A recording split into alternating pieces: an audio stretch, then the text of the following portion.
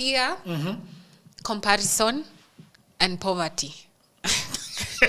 Fear, comparison, and poverty.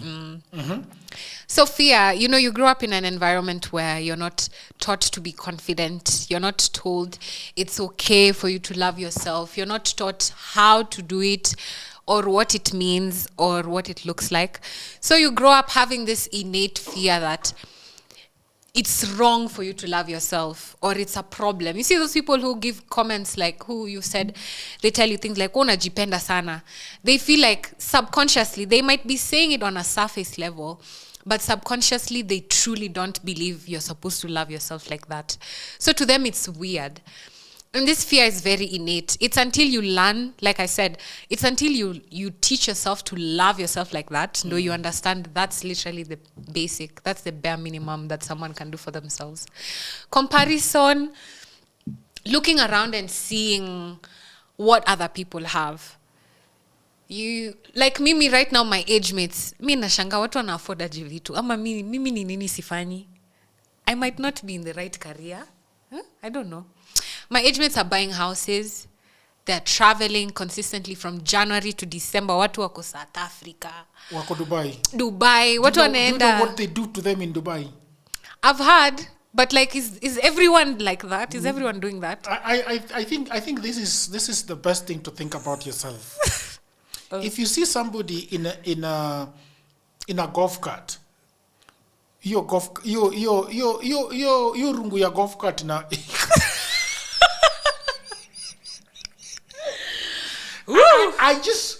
I just think, Roberta, is that whatever you see going on outside there, you don't know. There is a lady that was caught in a parking lot in Mombasa crying in an X7 BMW. Hiyo gari ni kubwa. Naijua nishaingia ndani. Si unaijua? And so this guy just thought, let me talk to this lady. What is really going on? And she poured out her heart to that guy and said that I've been trying this X7 nikisafirisha drugs from Nairobi to Mombasa and taking back money to Nairobi, and I have no way out, and I'm so tired of it. Because they can't give anyone else the job now. Now, ukijitoa ni maybe wakuue. Si ndio? So now... It's true. That's the thing. Comparison. Yeah. You're right. Someone will see, like me. Oh, it happens to everyone. Hata mimi nitaingia Instagram nione. Yeah. Mimi sijai jipeleka hizi But I think sometimes you do high risk things and get high risk rewards. But sometimes you do high risk things and it flops. And high risk things flop really badly. It's true. Zile za Khalif, the high is high, but Khalif Cairo zina floppingi vibaya sana. The high is high, but the low is really low. Yeah, it's really, really low. Yeah. So I think somebody like you, I told you that you need to start speaking publicly and people coming to hear you. Because I think you are such an amazing person. People hate on you when you talk about sex and you talk about men. Yeah. But when you're not talking about men, when you're not talking about men and just talking about life, it is unbelievably amazing. So you're a double-edged sword. You can cut this way on sex, you can cut the other way on just life. Yeah. Generally. Yeah. And I think you are going to be one of the biggest sought after speaker. Amen. On matters, relationships and sex and things like that. So those flowers are yours. You're gonna be. That's the goal. We talked about comparison. We talked about. So hapo kwa comparison, Jagero amesema let's stop comparing. But it's ill jealousy normal. You could compare, but also there is an art in comparing. Me, I look at MKHD, who does a video today. The following week he has got the following day he has 1 million. There is a day I watched MKHD and I will never forget this thing. He was talking about the new Apple, Vision Pro. Dude raked up 6 million views in 16 hours. Now, unajua me, naenda therapy. hizo vitu zinaweza kukuangusha. Because you wonder, I've been putting in the work, I've been doing everything. But if you also think that MKHD started this thing 16 years ago. Exactly. It starts to make sense. Yeah. I am barely 2 years old in this thing. Yeah. So the comparison has to make sense. Exactly.